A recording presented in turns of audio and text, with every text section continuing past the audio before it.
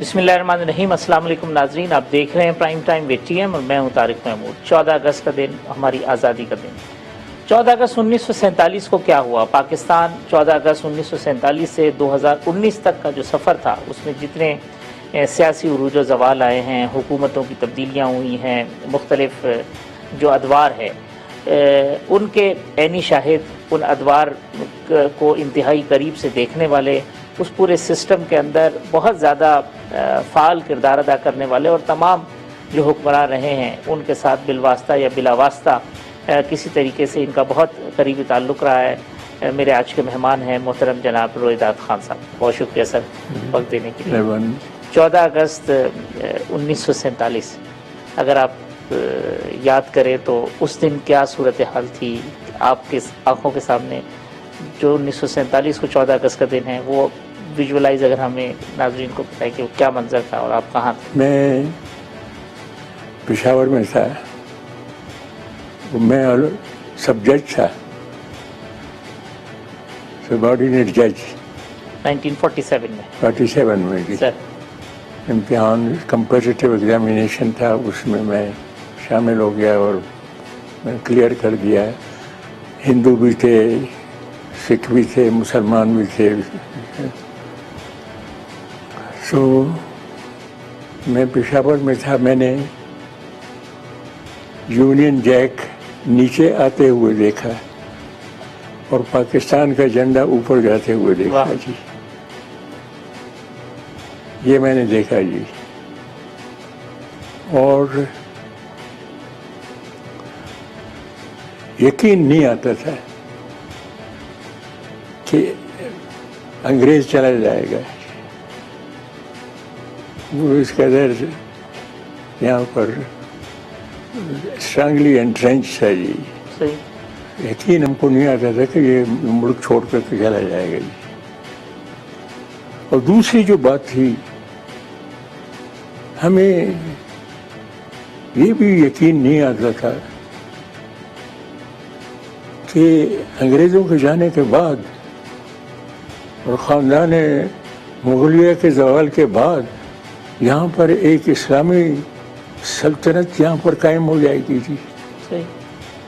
جو انڈیپینڈنٹ ہوگی اور قائد کے کہنے کے مطابق وہ ساورن ہوگی، وہ پروگریسو ہوگی، وہ ڈیموکریٹک ہوگی، وہ انڈیپینڈنٹ گورنمنٹ ہوگی. ہمارا اپنا جھنڈا ہوگا، ہماری اپنی حکومت ہوگی، انگریز یہاں سے چلا جائے گا. یہ خواب تھا جی. پھر میں نے جی قائد کو دیکھا پاکستان بننے سے پہلے پشاور میں. 46 کی بات 46 کی بات ہے. میں سروس میں تھا.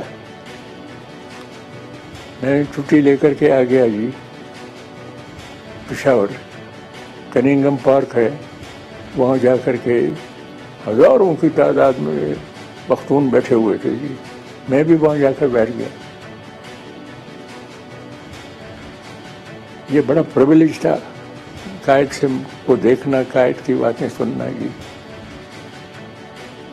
تو قائد اردو میں بولتے تھے.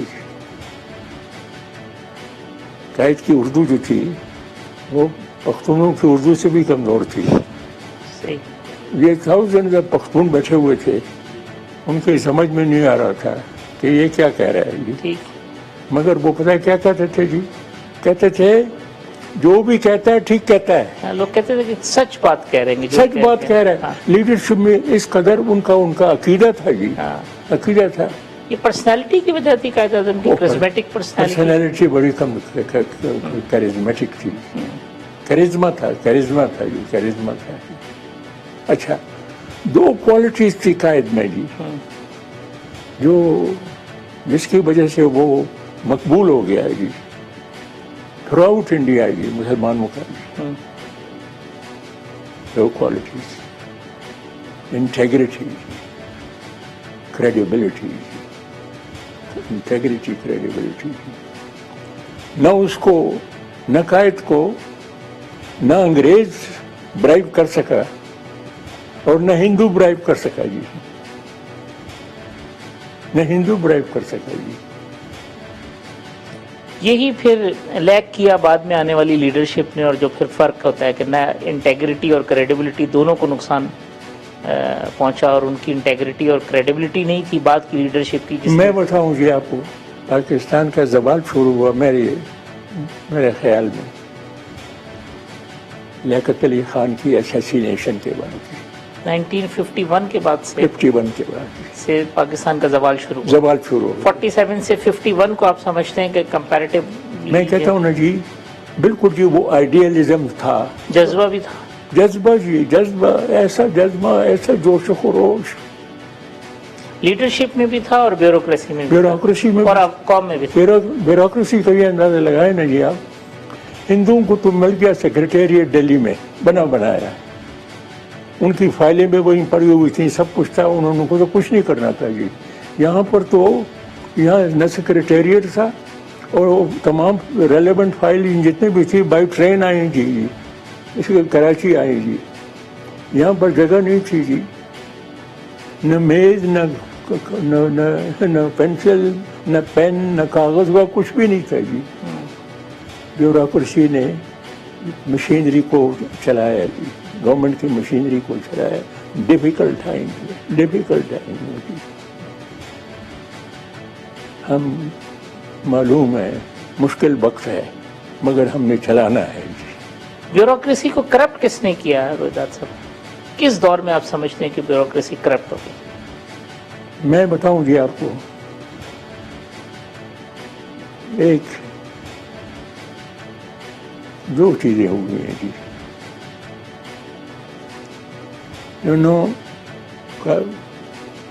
لیاقت علی خان کی اسیسینیشن کے بعد غلام محمد گورنر جنرل بن گیا جی، خواجہ ناظم الدین پرائم منسٹر بن گیا جی. کوئی پاور نہیں تھا وہ گورنر جنرل کا، بغیر کسی پاور کے اس کی خواجہ ناظم الدین کی گورنمنٹ کو اس نے سیک کر دیا جی، سیک کر دیا جی. No power. 58 تو بھی تو نہیں تھا نا جی. وہ گیا جی Khwaja Nazimuddin, Bengali, right hand man of mister Jinnah ji. وہ گیا، اپیل کیا سندھ ہائی کورٹ میں. سندھ ہائی کورٹ میں بڑے انٹیگریٹی کے لوگ بیٹھے ہوتے تھے جی. انہوں نے ریورس کر دیا جی، گورنر جنرل کے آرڈر کو ریورس کر دیا. گورنر جنرل نے پہلے سے بندوبست کیا ہوا تھا، وہ اپیل میں چلا گیا فیڈرل کورٹ میں. فیڈرل کورٹ میں جسٹس منیر بیٹھا ہوا تھا. جسٹس منیر نے اس کو ایشورنس دی تھی، فکر مت کرو. جسٹس منیر نے سندھ ہائی کورٹ کے آرڈر کو ریورس کر دیا جی، گورنر جنرل کے آرڈر کو اپہولڈ کر دیا جی.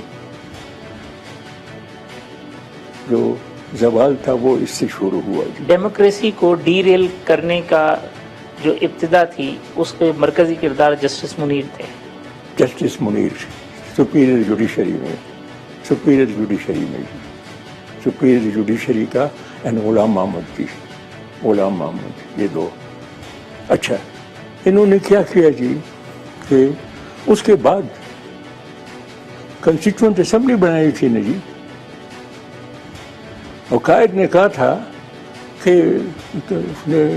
میں نہیں کہہ سکتا ہوں، جو ان کا ریڈیو براڈ کاسٹ تھا امریکہ کے لیے، اس میں قائد نے کہا مجھے نہیں معلوم کانسٹیٹیوشن کے اوپر ورک ہو رہا ہے، but I can tell you one thing, Pakistan کا کانسٹیٹیوشن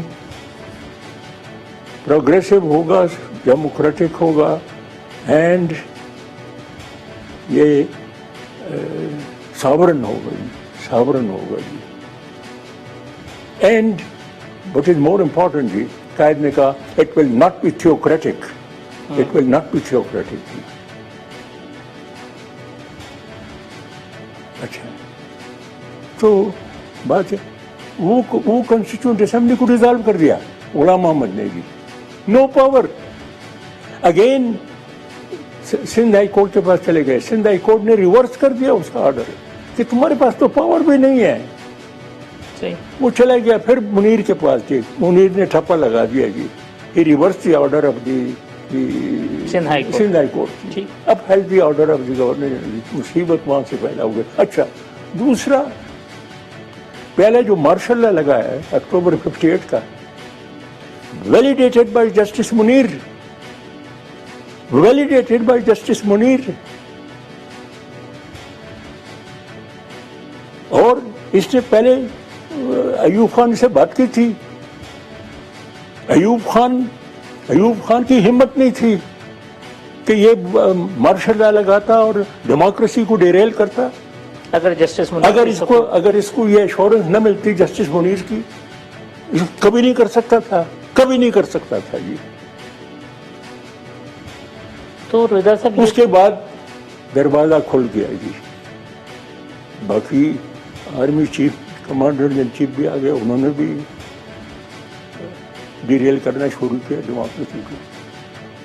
डेमोक्रेसी को डिरेल करना और मार्शल लॉ की इंडोर्स करना, इन दोनों मामले का जिम्मेदार आप जस्टिस मुनीर को समझते हैं कि उनकी मर्जी और मंशा थी जिसकी वजह से? अगर यहाँ मैं कहता हूँ, अगर यहाँ इफ्तिखार चौधरी जैसा चीफ जस्टिस होता जिसने मुशर्रफ को कहा no I will not resign, the surrounded by ISI DG and military intelligence DG और पुराना इन यूनिफॉर्म भी उसको ब्राउ बीट करने के लिए जी, बट ही सेड नो। अगर कोई ऐसा चीफ जस्टिस होता तो कोई जर्नैल पाकिस्तान की डेमोक्रेसी को डिरेल नहीं कर सकता था। पाकिस्तान की सियासी तारीख ही मुख्तलिफ होती, पाकिस्तान की तारीख बिल्कुल मुख्तलिफ होती थी। बहुत नुकसान पहुंचाया है जी। रोहिदार साहब, एक ब्रेक ले लेते हैं, ब्रेक के बाद आएंगे तो फिर जनरल अयूब का जो मार्शल लॉ लग गया उसके बाद क्या हुआ, अयूब खान के दौर में क्या हुआ, और फिर आगे जो पाकिस्तान की सियासी तारीख है वो किस तरीके से चली, इस पर गुफ्तगू करेंगे। एक वक्फे के बाद आते हैं तो रोहिदार खान साहब से गुफ्तगू करते हैं।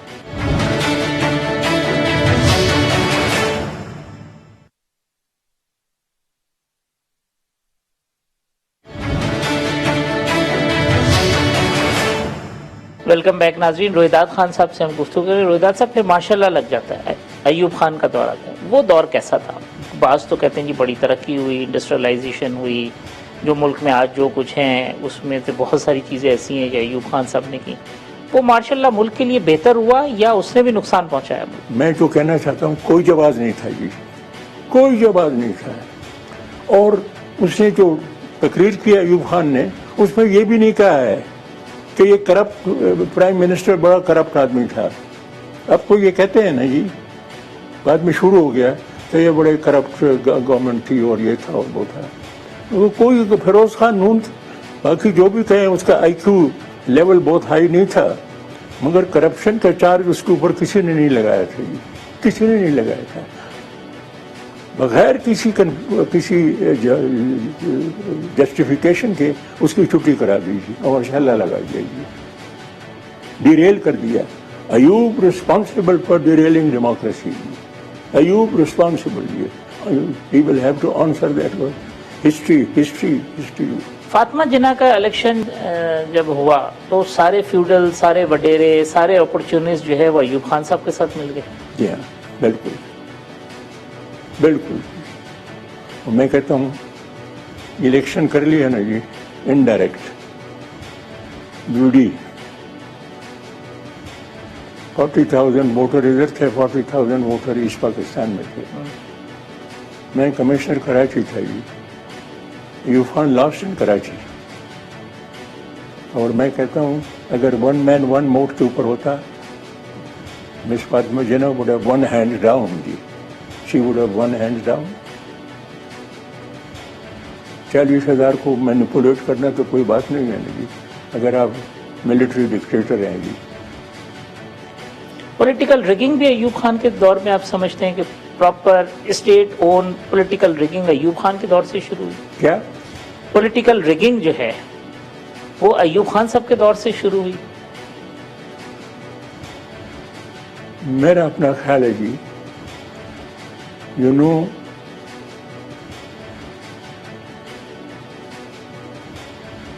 نہیں، اس سے ارلیئر شروع ہوئی. پاکستان بن گیا،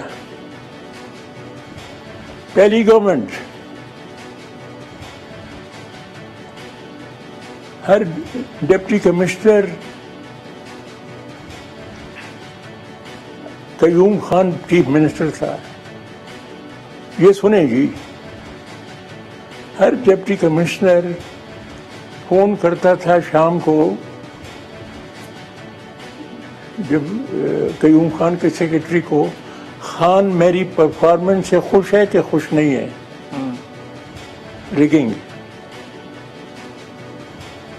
same thing happened in Punjab. اس کو کہتے تھے ووٹ آپ ڈالتے تھے ایک بکس میں، نکلتے تھے وہ دوسرے بکس سے. اس کو کہتے تھے جرلو. جرلو پنجاب میں تھا جی. سندھ میں بھی یہی ہوا. پہلا الیکشن پاکستان کا رگڈ الیکشن بھی. اور اس کے بعد پھر آج تک کبھی کوئی صاف اس کے بعد آج تک کبھی کوئی صاف شفاف الیکشن ہو ہی نہیں سکا. اس کے بعد پہلا الیکشن اینڈ میرا اپنے خیال میں لاسٹ الیکشن جو ایبسولوٹلی فری فیئر امپارشل تھا وہ دی 70 الیکشن یحییٰ خان والا جی. صحیح. میں مینیجنگ ڈائریکٹر ٹیلی ویژن تھا جی. انہوں نے کہا یہ جو پولیٹیکل لیڈرز ہیں ان کو بولنے دو، ٹیلی ویژن کے اوپر ان کو ٹائم دو جی، جو بولنا چاہتے ہیں. میں ذوالفقار علی بھٹو کو ملا، اس کو کہا آدھا گھنٹہ ہے جو مرضی ہے تمہاری. میں گیا شیخ مجیب الرحمان کے پاس تھی. شیخ صاحب کو میں نے کہا شیخ صاحب جو آپ کی مرضی ہے بولو. آپ M D P T V تھے؟ میں M D P T V تھی. تو یہ 71 کے اندر جب ایسٹ پاکستان میں حالات خراب ہو رہے تھے تو یہ کہا جاتا ہے کہ ہمارا جو سرکاری میڈیا ہے وہ سب کچھ اچھا بتا رہا تھا، سب کہہ رہا تھا کہ جی سب ٹھیک ہے اور ہم نے یہ کامیابی حاصل کر لی ہے. انٹرنیشنل میڈیا جو ہے وہ سچویشن کچھ اور وہ کر رہا تھا. تو یہ اس وقت انسٹرکشن آتی تھی کہ نہیں آپ نے یہی بات بولنی ہے؟ بالکل جی. ہمارا تو کوئی اور سورس نہیں تھا. جو بھی آئی ایس پی آر کہتا تھا ہم وہ ریپیٹ کرتے تھے. جو بھی وہ کہتے تھے ہم ریپیٹ کرتے تھے. Absolutely correct. Absolutely correct. We had no other source of information. جو بھی آئی ایس پی آر کہتا تھا ہم وہ ریپیٹ کرتے تھے وربیٹم بھی. اور پھر جب پتہ چلا کہ جی مشرقی پاکستان علیحدہ ہو گیا ہے تو لوگوں نے پھر یہ کرٹیسائز کیا جی آپ تو ہمیں کچھ اور بتا رہے تھے اور یہ کیا ہوا. میں آخر جب ملٹری ایکشن جب ہوا میں ڈھاکے میں تھا. صحیح. تو ایک بریگیڈیئر تھا ملٹری کنٹونمنٹ میں ٹھہرا ہوا تھا. تو میں جا رہا تھا اس کو ملنے کے لیے. تو اس نے مجھے ایک بریگیڈیئر تھا اس نے مجھے کہا کہ بھٹو صاحب وی آئی پی روم میں بیٹھے ہوئے ہیں وہ کراچی جا رہے ہیں. تو would you like to meet him? میں نے کہا yes of course I would like to meet him. میں گیا جی ملنے کے لیے. یہ سب بیٹھے ہوئے تھے جی ان کی تمام ٹیم. تو مجھ سے پوچھا کتنے مارے ہیں؟ میں نے کہا یہ مجھے تو پتہ نہیں ہے کہ کتنے مارے ہیں and I am not interested in knowing کہ کتنے مارے ہیں جی. 7 دن میں وہاں رہا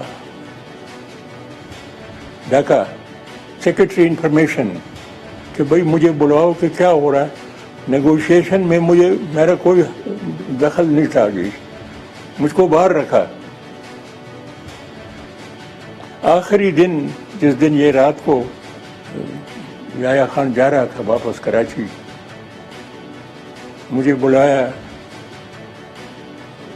لنچ پہ اور اس نے کہا کہ وہ بھی نہیں کہا کہ میں ملٹری ایکشن کر رہا ہوں. اس نے کہا میں نے کوشش بہت کی ہے مگر اگر ناکامیاب ہو گئے تو پھر کچھ اور کرنا پڑے گا.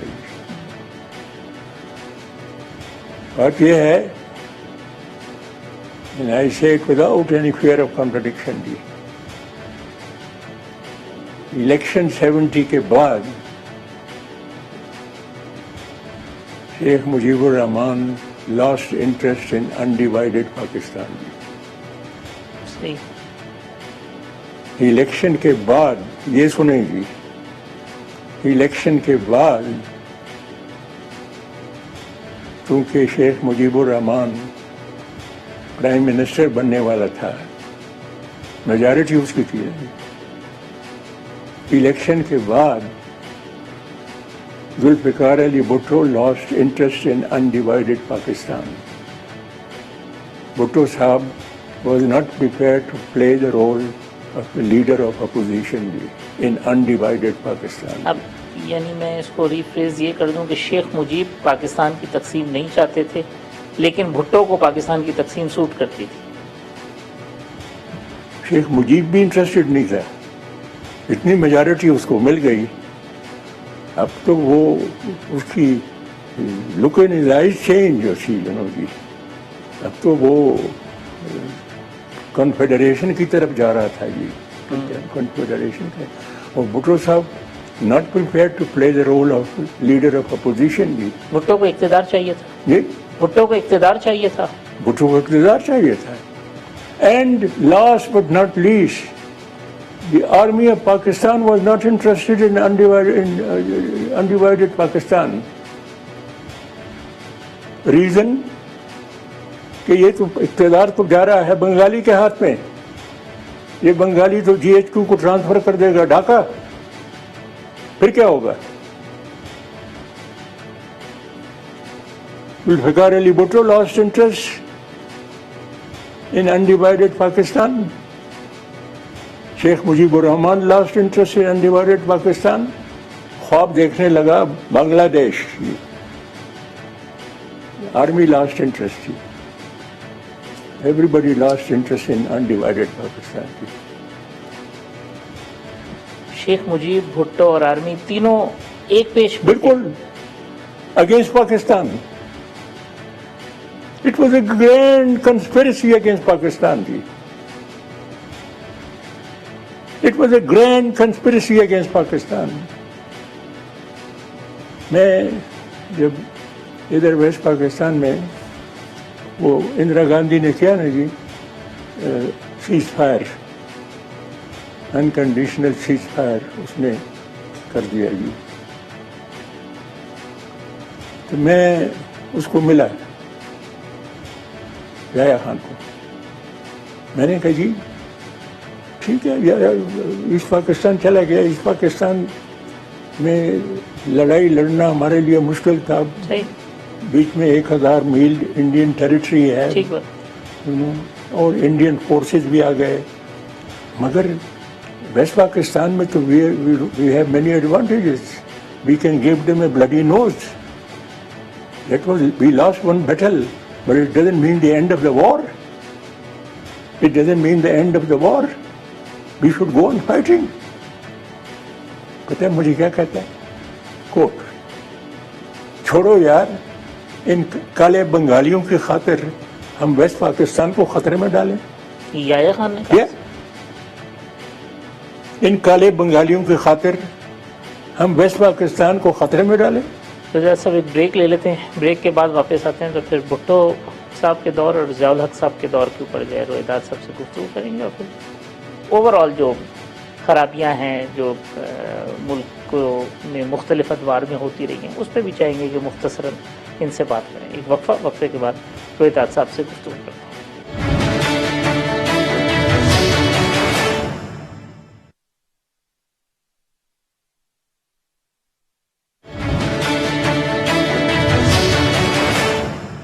ویلکم بیک ناظرین. رویداد خان صاحب ہمارے ساتھ موجود ہیں. رویداد صاحب پاکستان علیحدہ ہو جاتا ہے, بھٹو صاحب اقتدار میں آ جاتے ہیں یہاں پہ, تو اس وقت تو پھر یہ سوچ ہونی چاہیے تھی نا کہ چلیں یہ بچا کچا پاکستان ہے, فوج اور بھٹو صاحب بھی ایک پیج پہ تھے, قوم بھی جو ہے نا وہ ایک صدمے سے نکل کے ایک نئی موٹیویشن ہونی چاہیے تھی کہ یار ہم اس کو بلڈ کریں گے, سب کچھ کریں گے. مگر پھر کیا ہوا, پھر کیا بڑی میں بتاؤں جی, میں چند دنوں کے انفارمیشن سیکرٹری تھا, جی تو بھٹو صاحب نے مجھے کہا کہ میں سینئر سول سرونٹ کو تم بلاؤ پنجاب ہاؤس میں ان سے بات کرنا چاہتا ہوں. میں نے سینئر سول سرونٹس کو بلایا جی, ایم احمد, غلام اسحاق خان, قمر الاسلام, اس قسم کے لوگوں کو جی. تو بھٹو صاحب نے ان کو کہا آدھا ملک چلا گیا ہے, اب باقی ماندہ کی حفاظت کرنی ہے اور مجھے آپ لوگوں کی کوآپریشن کی ضرورت ہے. And I remember Ghulam Ishaq Khan told him, bureaucracy will fully cooperate with you, fully cooperate with you. پھر کیا ہوا جی, بغیر کسی جسٹیفیکیشن کے پہلا وار کیا بلوچستان گورنمنٹ کے اوپر جی, سیک کر دیا جی. ریزن کہ وہ پی پی پی گورنمنٹ نہیں تھی, اٹ ہیڈ ٹو گو. مفتی محمود کی government in frontier in sympathy with the Balochistan government, انہوں نے بھی ریزائن کر دیا تھا. He lost the support of the political leadership. اس کے بعد کیا کیا, 1400 سول سرونٹس کو بغیر کسی انکوائری کے گھر بھیج دیا جی, چھٹی کرا دی جی. He lost the bureaucracy, he lost political leadership. Result کیا ہوا, when he was on the ropes, فوجیوں نے پکڑ لیا جی, and he was facing the gallows جی. کوئی اس کے ساتھ نہیں تھا جی, کوئی اس کے ساتھ نہیں تھا.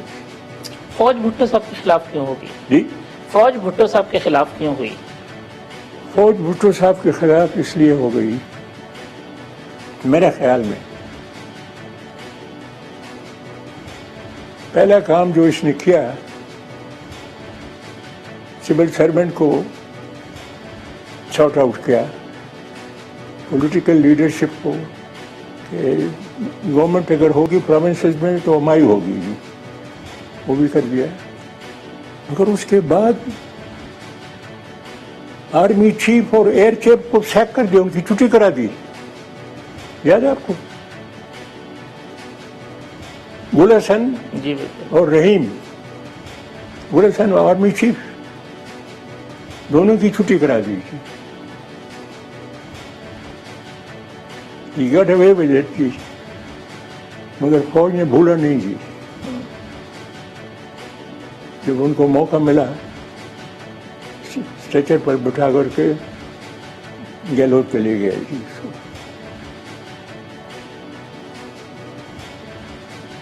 جنرل ضیاء نے جب مارشاء اللہ لگایا تو اس وقت کوئی اور چارہ نہیں تھا مارشاء اللہ کے علاوہ, یا نہیں انہوں نے بھی موقع سے فائدہ اٹھایا؟ میرا اپنا خیال ہے کہ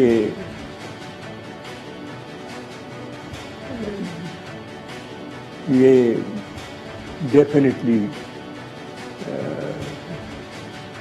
یہ دوسرا الٹرنیٹو اویلیبل تھا جی, مگر 2% انہوں نے اس کو الٹرنیٹو کو ختم کر دیا. اصغر خان اینڈ نسیم علی خان, انہوں نے کہا یہ جھوٹا آدمی ہے, اس کی بات ہم نہیں مانتے ہیں. پاکستان کی جو فورن پالیسی ہے اس کی بڑی غلطی کیا رہی ہے ان 72 سالوں کے اندر؟ کیا ہم نے خارجی محاذ کے اوپر بڑی غلطیاں کی. جب آزادی مل گئی تو نہرو نے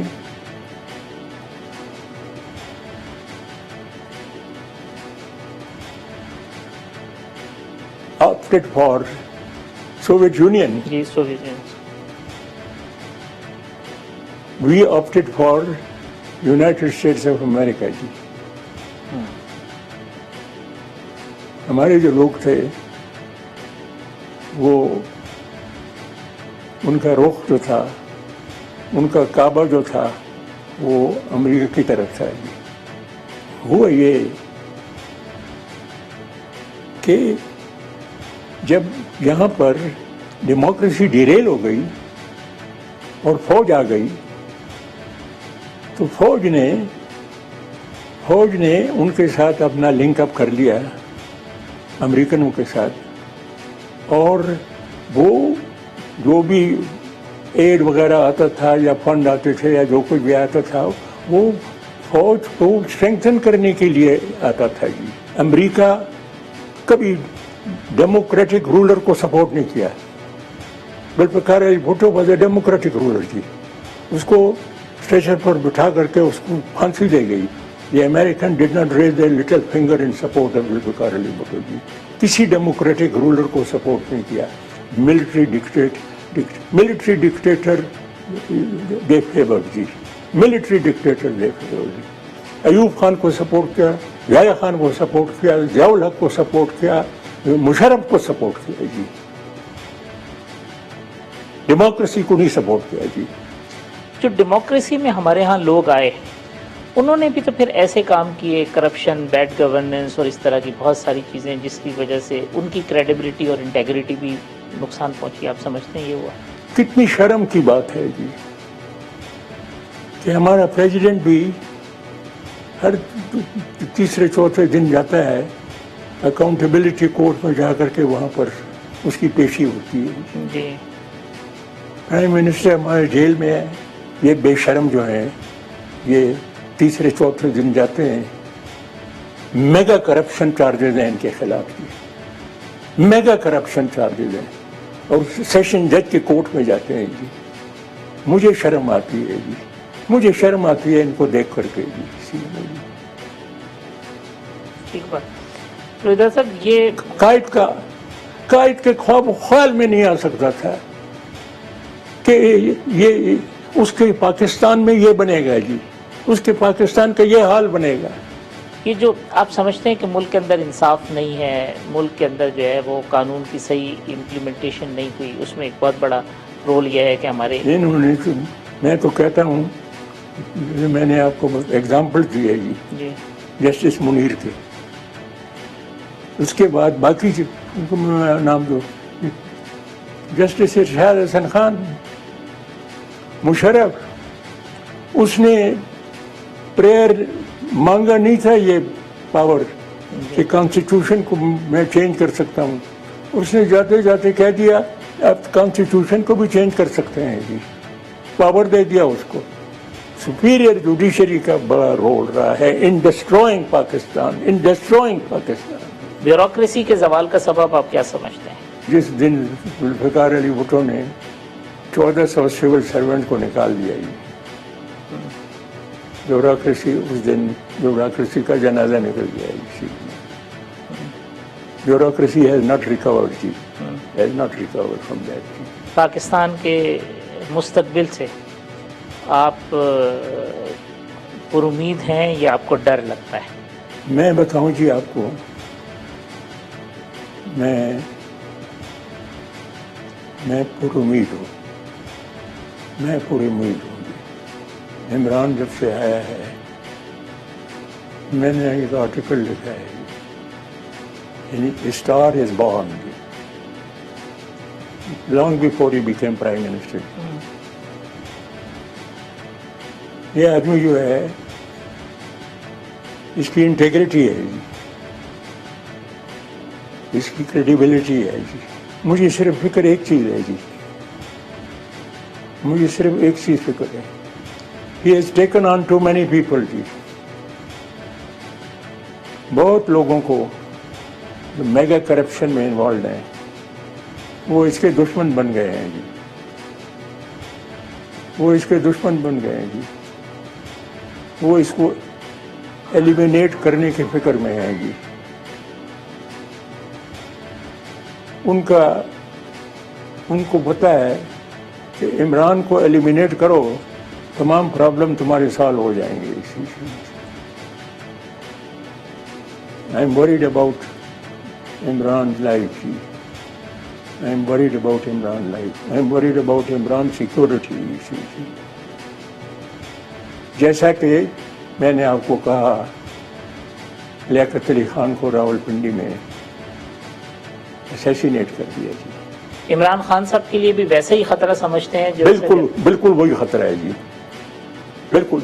لیاقت علی خان نے، میں جب کراچی کمشنر کراچی تھا تو بیگم لیاقت نے مجھے کہا، انہوں نے مجھے کہا کہ میں نے نواب صاحب کو کہا، نواب صاحب کو کہا نواب صاحب آپ پنڈی نہ جائیں، مجھے ڈر لگ رہا ہے۔ تو نواب صاحب نے کہا بیگم میں نے پنڈی جانا ہے، میں نے بڑے امپورٹنٹ اناؤنسمنٹ کرنے ہیں پنڈی میں۔ You know what those announcement were? He was going to sack some people جی، very important people جی، جن کو سیک کرنا تھا ان لوگوں نے اس کو اسیسینیٹ کیا جی۔ جن کو سیک کرنا تھا وہ گورنمنٹ میں شامل تھے، گورنمنٹ نے اسیسینیٹ کر دیا جن کو ان کو معلوم ہو گیا، دے پریمپٹڈ اٹ جی کہ یہ تو ہماری چھٹی کرا رہا ہے جی۔ I am worried about Imran security جی، too many people, too many powerful people جی۔ روہیدات صاحب بہت شکریہ، بہت مزہ آیا آپ سے گفتگو کرنے کا۔ روہیدات خان صاحب کی گفتگو آپ نے سنی اور اس کے بعد مزید کچھ کہنے کی گنجائش باقی نہیں ہے۔ کل اسی پروگرام میں دوبارہ آپ سے ملاقات ہوگی۔ اللہ حافظ۔